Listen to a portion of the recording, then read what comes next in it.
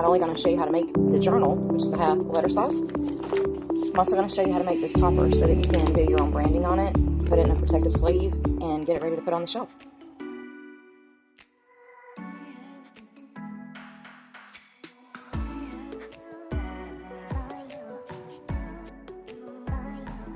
So go on Canva and start your canvas at 11 inches across by 8.5. And then when you're printing that, be sure that you're double checking to make sure that it's in landscape. Start with just printing one copy. That way you can cut it, make sure it's going to be okay. And it looks like that's spot on. That's right down the center. As they're printing, I am cutting. So in that 50 sheets after being cut now gives us 100 insert pages. And you're going to want to bring up an 8.5 by 11 canvas size. So you're going to upload your image, and so we've got the 8.5 by 11. So we need it to be 5 across by 7. So take your corner cutter and I use the number 10 on this. So your image, 2 pieces of cardstock, the little corners that we're going to be putting on the covers. And if you have one of these tape runners, that's a great one. So go ahead and grab all of that. The first thing that we're going to do is take this cardstock and we're going to cut it in half. Lay them side by side, and then that tells me exactly where I need to cut. So now that we have those cut down the center, we're going to set those aside for a second. And with the cardstock, the reason I have the tape runner, it just makes this so much easier. The only thing we're going to do is run a few lines of tape down it. We're going to double this up. They need to be 8.5 by 5.5. Double check both of them. If you need to trim, go ahead and do that now to cut.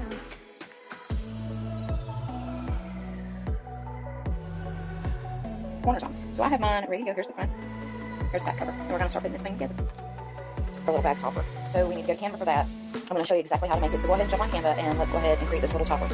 Once I have that cut out, I would then take that image and then we're going to glue it right down on that 80-pound cardstock. Turn it over, and on both sides of the back, go in a 1/2 inch on both sides and draw a line. This is definitely going to help us in the long run. So what we're going to be doing is this is going to help us line this up. And I will show you the best I can. So what we're going to do is we're going to make sure that the button up is here. All of our buttons here are pushed in. And for the regular punch, we have everything ready to go. So for the first punch, we're going to do a regular punch. So that's where the ruler is in, all of our buttons are pushed in, and the button is up. You're going to want this all the way up against your ruler. We're going to push it all the way back. Hold that in place. Pull out number 1 and do a punch. So while we still have the machine set up to where everything is pushed in, we pulled out the number 1. This is what it looks like so far. So I'm going to set this to the side and leave this how it is, and we're just simply going to keep going. So I usually try to do about 5 pages at a time. As you can tell, the cover is pretty hard, and the camera might get shaky here. So I've got about 5 pages. That's what I'm comfortable doing. Again, we're going to make sure that that's snug up against the ruler and snug in the back, and number 1 is pulled. We're going to do all those pages that way. Show you really quick. Let me slide this to the side. So on the back of this, you have the ability to close your quill. And so what that means is when we're binding this at the end of that and we put this on, this is only able to do 14 pieces of this particular quill. So for instance, on here, you see that it does have room for 16. And what happens is when I did the 16, it wasn't all fitting in this. And then you just get this weird book that doesn't lay right. It doesn't bind correctly. I don't like that. With 14, you're able to do all of it in one go. And I'll show you that later. And what happens with that is you have a perfectly laying flat book. It's not weird. It doesn't do all this weird stuff. And the reason for that is because it allows your quills to line up perfectly in the back. So by doing only 14 and being able to catch it all at the same time, it makes it to where your book lays completely flat and you get a nice crisp finish on that. So let's go ahead and finish the punching of our pages. We've got the first run done, the first punch, and now we are going to start on the second punch. So again, looking back at that, that was going to be, make sure that number 1 is pushed back in.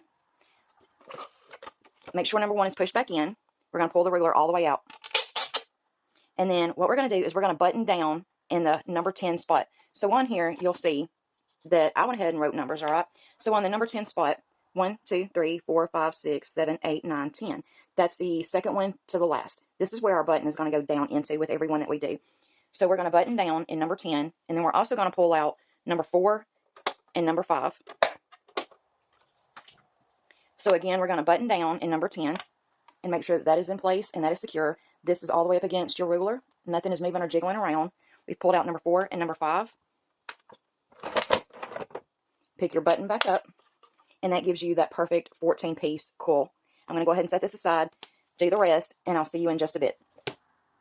If it starts feeling like it's getting a little tough to do your push, or your punch rather, be sure to turn this around and check the back of it and make sure that your garbage isn't full. So I'm going to go ahead and empty that out. I've done all of my punches, and now I'm going to show you how to do the quill on it. So with this coil, we're going to need 14 pieces. So I'm going to show you close up. So basically 14 pieces. I'm going to count 1, 2, 3, 4, 5, 6, 7, 8, 9, 10, 11, 12, 13, 14. And we're going to cut that off here. But I definitely don't want to throw that extra away, because in another tutorial, I'm going to show you guys what I do with that. So what happens is we have 1, 2, 3, 4, 5, 6, 7. We have a 7-piece left. I'm going to set that to the side.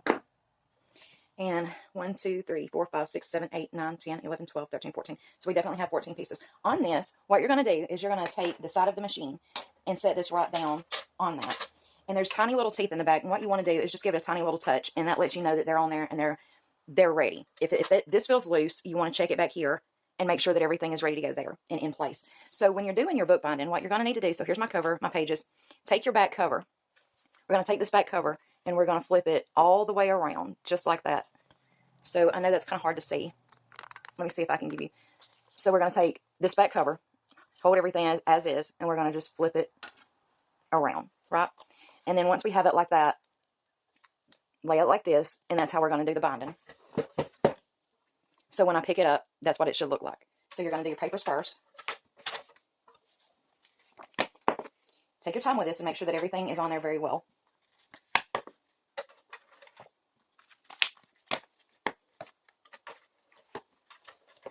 All right, and then next comes the front cover.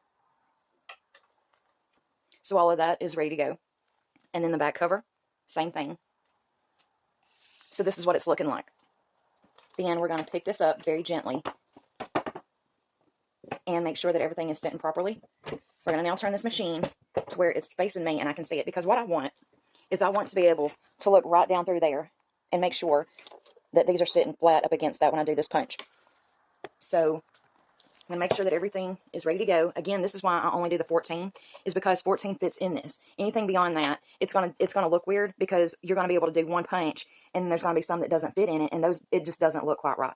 So I like it to where by doing a 15-piece coil, I get one punch, and it's all going to go in the first round. Another thing is this is a 3/4 inch coil. So right here on the top, you'll see that all these different numbers is like for a 1 inch, ½ inch, and whatever. So every one of these is going to be just a hair different. And what you want to do is, you want to make sure that you're pushing this down, putting it where it needs to be. Mine's sitting at 3/4 because that's the size coil that I'm using. But also, before you do your final journal, you're definitely going to want to do a test run on this and make sure that this is dialed in exactly where it needs to be. So I'm going to set you guys back down. I'm going to go ahead and put this exactly where I need it, because you basically get one shot at it. I'm going to make sure that that is pushed all the way to the back and that everything is lined up to where it's catching every coil.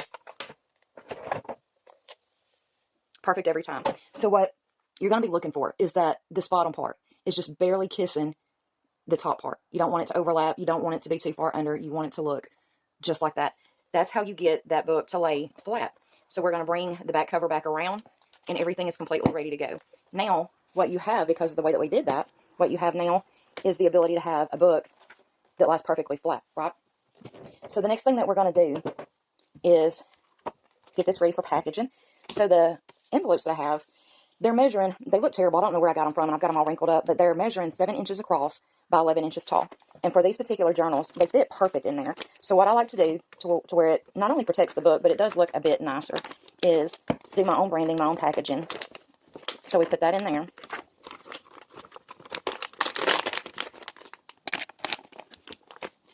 And then once you have that in the bag, the reason I was telling you to do the ½ inch line on this is because I'm probably going to do this off camera, because it's going to be hard to do with the camera in my face. So what we're going to do is we're going to put glue tape or double-sided tape across here on both sides. Then we're going to take the bag. We're going to line that up perfectly on that line, this big part of the bag. We're going to line that up, close that, and we're going to staple it into place, and it's the perfect size to hold your journal. I'm going to do that, and I'll be right back. You could always put someone's name on that. You have your own branding on the back. We have it in a protective sleeve and ready to go.